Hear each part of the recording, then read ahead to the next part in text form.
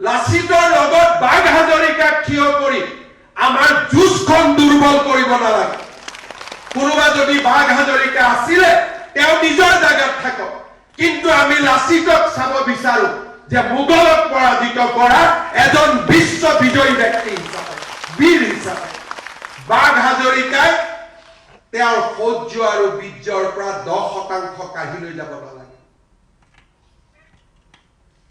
কি বুজোৱা হৈছে যে মোগলক লাচিতে পৰাজিত কৰা নাছিল, বাঘ হাজৰিকাৰ বুদ্ধিতহে লাচিতে মোগলক পৰাজিত কৰিলে। ক'ৰ পৰা আহিলে এইটো তথ্য? কোনে দিলে এইটো তথ্য? কোনখন বুৰঞ্জীৰ পৰা? আমাৰ এনেকুৱা ধৰণে কোৱা হয় যে শংকৰ আৰু আজানে দুয়োজনে যেনে মিলি মিলি একেলগে নাৱত ধৰ্ম প্ৰচাৰ কৰি আগবাঢ়ি গৈ আছিল। তেনেকুৱা ধাৰণা কোনে সৃষ্টি কৰিছে? যিয়ে সভ্যতাৰ যুঁজত আমাক দুৰ্বল কৰিব।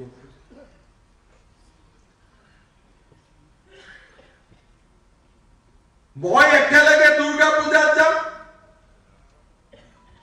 বঙালী মানুহজনো একেলগে দুৰ্গা পূজাত যাব, দুৰ্গা গোসানীক আমি দুয়োজনে একেলগে সেৱা কৰিম, কিন্তু আমি দুইজন শত্ৰু আৰু বাংলাদেশৰ পৰা অহা সকল হল আমাৰ বন্ধু। এই থিয়ৰিটো কেনেকুৱা?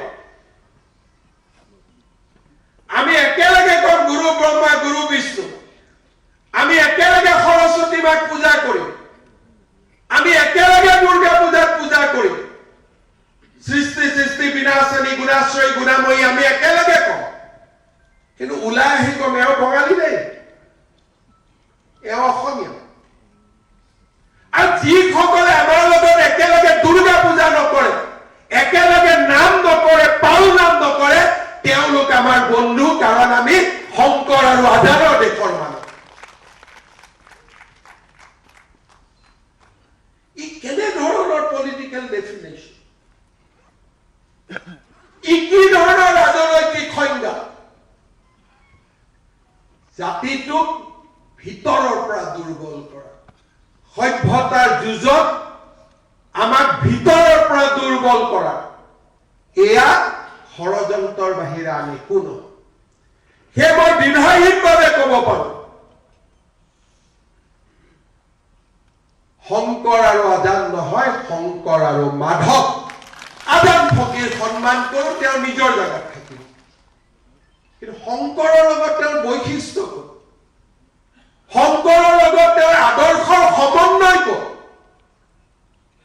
মইতো পঢ়ি শুনি আদৰ্শৰ সমন্বয় দেখা নাই।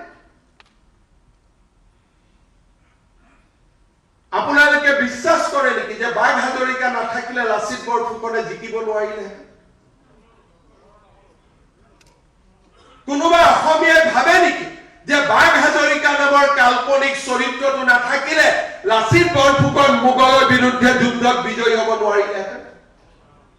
কিন্তু আজি আমাৰ মূৰত কৌশলগতভাৱে সুমুৱাই দিয়া হৈছে যে বাঘ হাজৰিকাই ঔৰংজেবৰ পৰা বুদ্ধি লৈ আহিছিল, কেনেকে অস্ত্ৰ বনাব লাগে শিকাইছিল, আৰু আজি যদি লাচিত জিকিছে, গিভ দ্য ক্ৰেডিট টু বাঘ হাজৰিকা।